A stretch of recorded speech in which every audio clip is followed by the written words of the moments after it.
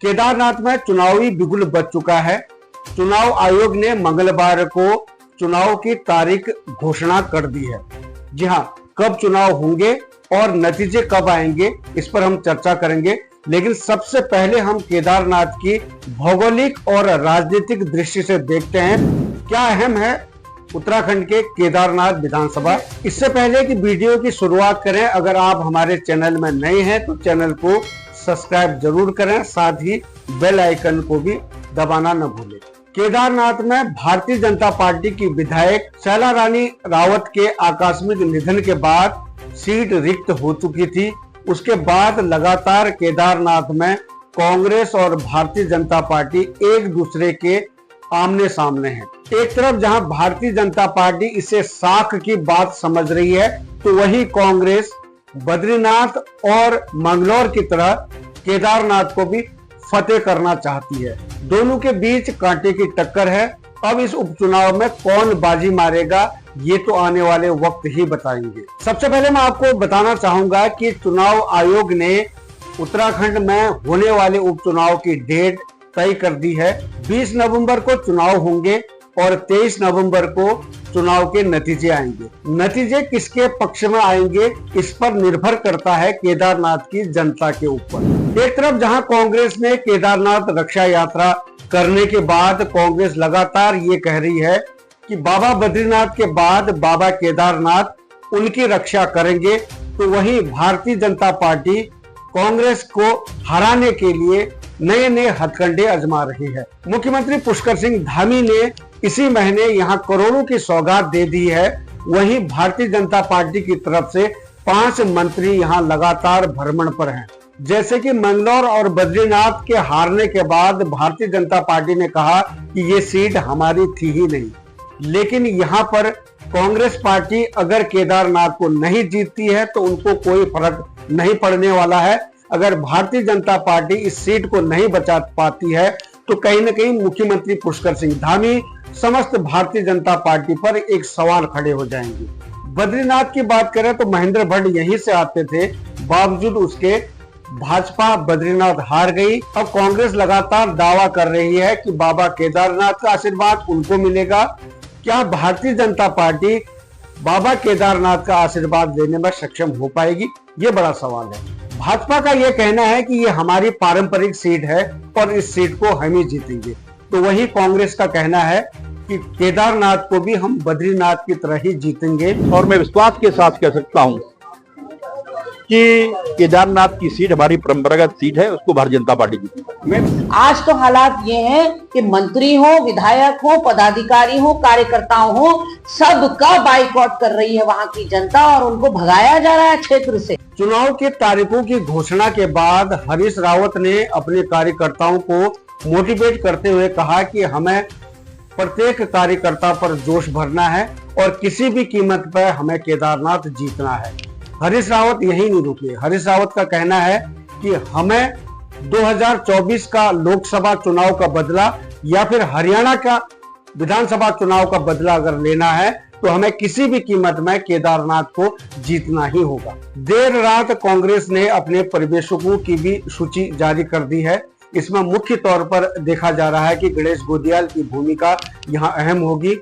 वहीं बहुल कापड़ी और नवनिर्वाचित विधायक लखपत सिंह बडोला के ऊपर भी कहीं न कहीं एक बड़ी जिम्मेदारी कांग्रेस ने डाल दी है। परिवेशक के तौर पर इनको देखा जा रहा है। 4 परिवेशक कांग्रेस ने मैदान में उतार दिए हैं। ये पूरे क्षेत्र का भ्रमण कर कौन कैंडिडेट जीतने वाला है, किस पर दांव कांग्रेस को खेलना चाहिए, इसको लेकर वो आला कमान को रिपोर्ट करेंगे। बात करें प्रत्याशियों की तो सबसे पहले हम भारतीय जनता पार्टी की बात करते हैं। शैला रानी रावत के निधन के बाद सिंपैथी फैक्टर की अगर बात करें तो उनकी बेटी ऐश्वर्या रावत पर भारतीय जनता पार्टी दांव खेल सकती है। अगर दिग्गज नेताओं की हम बात करें तो सबसे पहला नाम आता है आशा नोटियाल, दूसरा नाम आता है कुलदीप रावत।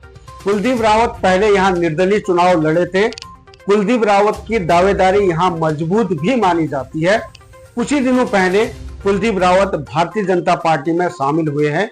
वहीं दीप्ति रावत की भी यहाँ अहम भूमिका देखी जा रही है। अब देखना यह होगा कि भारतीय जनता पार्टी कौन से कैंडिडेट पर दांव खेलेगी।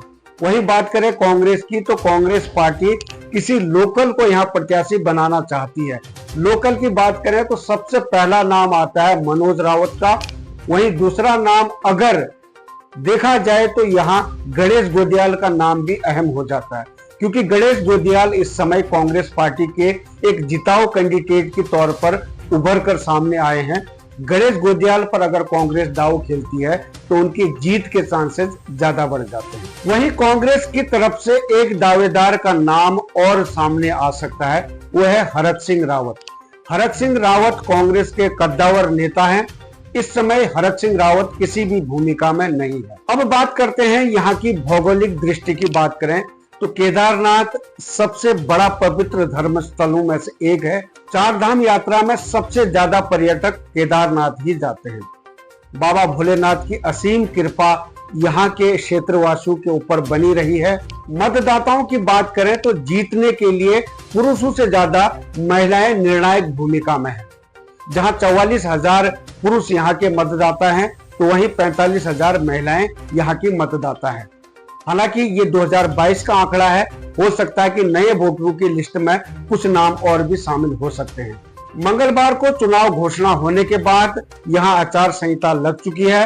हालांकि भारतीय जनता पार्टी पूर्व में ही यहाँ करोड़ों रुपए का बजट देकर क्षेत्रवासियों का दिल जीतने का काम कर रही है। एक तरफ हरियाणा में हैट्रिक लगाने के बाद भाजपा में जोश भरा हुआ है, तो वहीं कांग्रेस पिछले 2 उपचुनाव जीतने के बाद केदारनाथ जीतने की बात कर रही है।